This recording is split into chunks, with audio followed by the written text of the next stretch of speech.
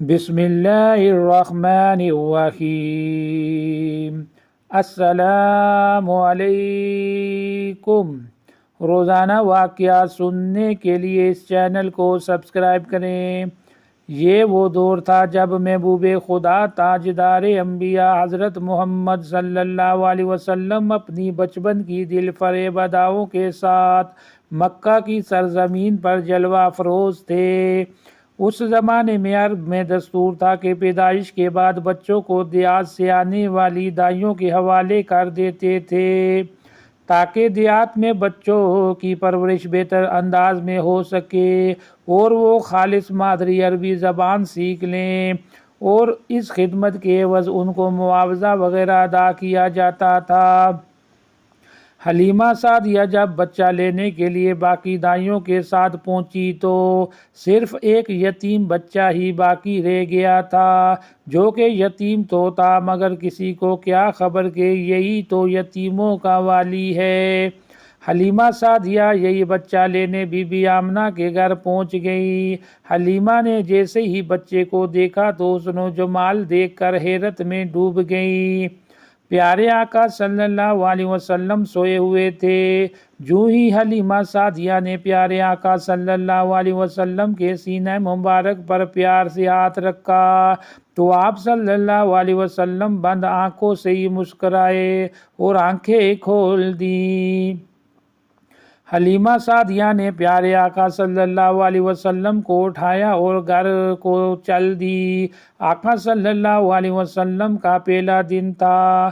حضرت حلیمہ کے گھر شام کو جب بکریاں چر کے گھر واپس پلٹی تو ان کے تھن بھرے ہوئے تھے، سارے برتن بھر گئے مگر دودھ تھا کہ ختم ہی نہیں ہو رہا تھا۔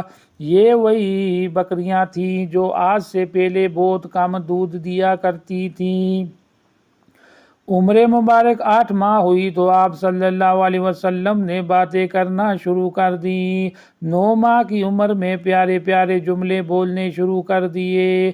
عمر مبارک 2 سال ہوئی تو حلیمہ سعدیہ آپ صلی اللہ علیہ وسلم کو لے کر سیدنا آمنہ کے پاس پہنچ گئی۔ حلیمہ سعدیہ چونکہ پیارے آقا صلی اللہ علیہ وسلم کی گھر میں برکات دیکھ چکی تھی تو بی بی آمنہ سے کہنے لگی، اگر آپ مجھے اجازت دیں تو میں ابھی بچے کو اور اپنے پاس رکھنا چاہتی ہوں۔ سیدہ آمنہ نے اجازت دے دی۔ حلیمہ سعدیہ آپ صلی اللہ علیہ وسلم کو واپس اپنے گھر لے آئی۔ کچھ بڑے ہوئے تو آپ دودھ شریک بہن بھائیوں کے ساتھ بکریاں چرانے جانے لگے۔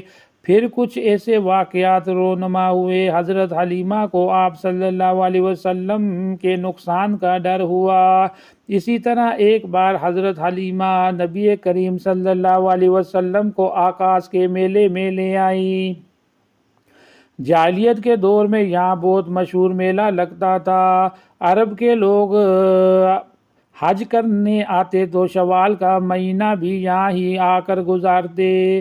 خوب کھیل تماشے ہوتے، اپنی بڑائیاں بیان کی جاتی اور بولیاں لگائی جاتی۔ آپ صلی اللہ علیہ وسلم بچپن میں حضرت حلیمہ کے ساتھ اس میلے میں موجود تھے کہ کاہن کی نظر آپ صلی اللہ علیہ وسلم پر پڑ گئی۔ اسے آپ صلی اللہ علیہ وسلم میں موجود نبوت کی تمام نشانیاں نظر آ گئیں۔ کاہن نے دیکھتے ہی میلے میں واویلا شروع کر دیا اور چلاتے ہوئے کہنے لگا، لوگو اس بچے کو مار ڈالو۔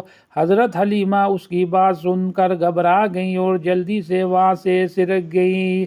لوگ کاہن کے گرد جمع ہوئے تو اس نے کہا، معبودوں کی قسم میں نے ابھی ایک لڑکا دیکھا ہے، وہ تمہارے دین کے ماننے والوں کو قتل کرے گا، تمہارے بتوں کو توڑ دے گا اور تم سب پر غالب آ جائے گا۔ لوگ آپ صلی اللہ علیہ وسلم کی تلاش میں دوڑتے مگر ناکام رہے۔ یوں اللہ تعالیٰ نے پیارے آقا صلی اللہ علیہ وسلم کی حفاظت فرمائی۔ ان تمام واقعات کے بعد حضرت حلیمہ نے پیارے آقا صلی اللہ علیہ وسلم کو واپس کرنے کا فیصلہ کیا۔ واپس جاتے ہوئے راستے میں آپ کے پاس سے حبشہ کے عیسائیوں کی ایک جماعت گزری۔ انہوں نے جب پیارے آقا صلی اللہ علیہ وسلم کی مہر نبوت اور آنکھوں کی خاص سرخی کو دیکھا تو حضرت حلیمہ سے کہنے لگے، اس بچے کو ہمارے حوالے کر دو، ہم اسے اپنے ملک میں لے جائیں گے۔ یہ بچہ پیغمبر اور بڑی شان والا ہے۔ الغرض حلیمہ سعدیہ بچتے بچاتے نبی کریم صلی اللہ علیہ وسلم کو لے کر حضرت آمنہ کے پاس پہنچ گئی اور آپ صلی اللہ علیہ وسلم کو بی بی آمنہ کے حوالے کر دیا۔ مزید ایسی ویڈیو کو سننے کے لیے اس چینل کو سبسکرائب کریں۔